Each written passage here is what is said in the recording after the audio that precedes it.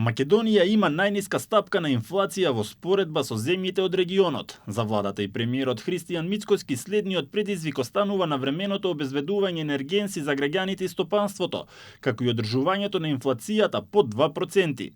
За Мицкоски глобалните кризи, особено војните во Украина и на Блискиот Исток, директно влијаат врз економските движења и цените. Посочи дека продолжувањето на војните конфликти може дополнително да влијае врз светската економија, а последиците се нешто на што малите економии тешко можат да влијаат.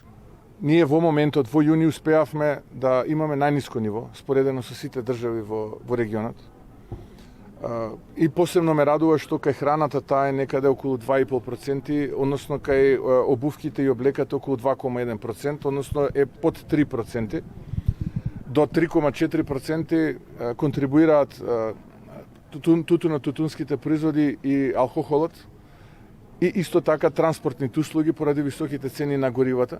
Владата според премиерот ги следи состојбите со цените на енергенсите и е подготвена повторно да ги активира мерките за намалување на цените на горивата, доколку за тоа има потреба. Последиме тој процес, ќе видиме како ќе се одвиваат, секако дека мерките ни стојат на располагање. Битолчени се сведоци како дел од соседите доаѓаат тука и ги користат потенцијалите на бензинските помпи кои што се во околината на Битола или во Битола за да ги наполнат своите резервоари со гориво, што значи дека ние обезбедуваме и за нив, не само за нашите потреби.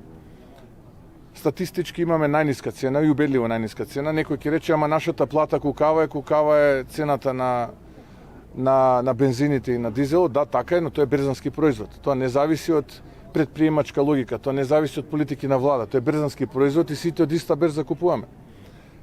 Процесот е како го менаџираме од тој момент додека го користат граѓаните. Мицкоски упати апел дека владата има јасен план и резервни механизми за одговор на можните светски кризи. Изрази надеж дека војните во заливот и Украина ќе завршат што поскоро, пошто во услови на мирен период ќе може појасно и поструктурирано да се одговори на економските предизвици.